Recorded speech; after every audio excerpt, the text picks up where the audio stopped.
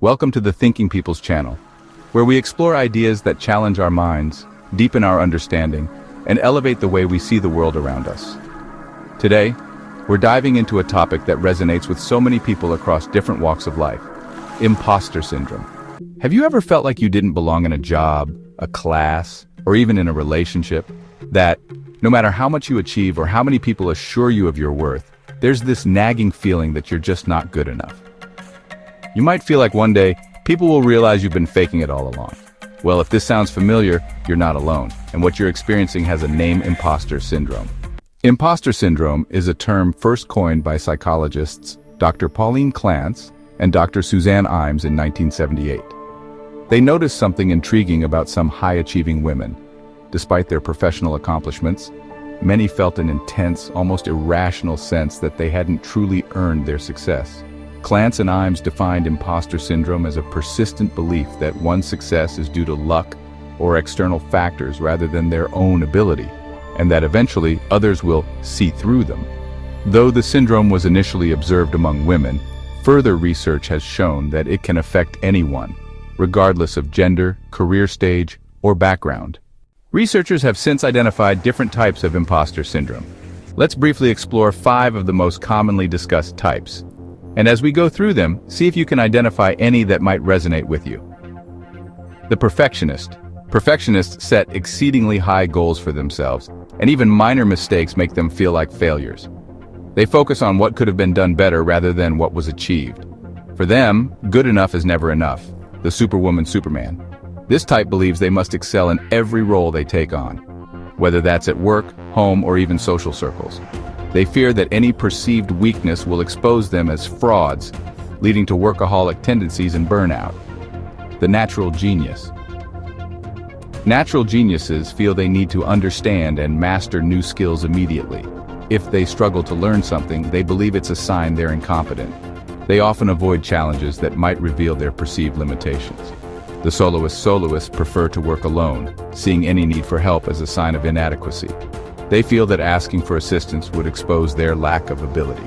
For them, independence is key to proving they're not a fraud. The experts feel they need to know everything there is to know about a subject before they can start a task. If they don't have all the answers, they're afraid they'll be found out. This mindset often leads them to pursue unnecessary certifications or avoid projects where they feel slightly out of their depth. Recognize any of these in yourself? Each type of imposter syndrome has its own set of beliefs and coping mechanisms, but all share that same core feeling: the fear of being exposed as not enough. But where does this feeling come from? What is it about our lives, cultures, or even our brains that makes us doubt ourselves like this? There are several factors at play. Family expectations, cultural standards of success, and the rise of social media can all contribute to feelings of inadequacy. Many people are raised with high expectations, leading them to measure success by impossible standards. For others, the constant comparisons fueled by social media can heighten these feelings. After all, we're only seeing other people's highlight reels, not their daily struggles. There's also a concept in psychology called cognitive bias that can play a role. Confirmation bias, for example, means we're more likely to notice information that confirms our existing beliefs. If we believe we're not good enough, we'll tend to focus on failures or moments of uncertainty, ignoring the many successes along the way. The effects of imposter syndrome go beyond just feeling uncomfortable. They can impact mental health, self-esteem, and overall quality of life. Persistent self-doubt can lead to chronic stress, anxiety, and even depression. People with imposter syndrome often work harder than necessary to prove themselves, which can result in burnout and emotional exhaustion. This feeling of fraudulence can also hold us back from new opportunities, promotions, or challenges. If we feel unworthy, we might avoid situations that could actually help us grow, leading to a cycle of stagnation. So what can we do about it? Overcoming imposter syndrome isn't necessarily about eliminating it, but rather about learning to manage it. Here are some strategies that have been shown to help. The first step is recognizing that you're experiencing imposter syndrome. Self-awareness is powerful because it allows you to question these feelings instead of accepting them as truth.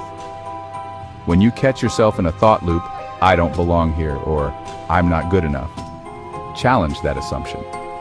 Ask yourself, is this thought based on facts or feelings? Often you'll find that it's an emotion rather than a fact.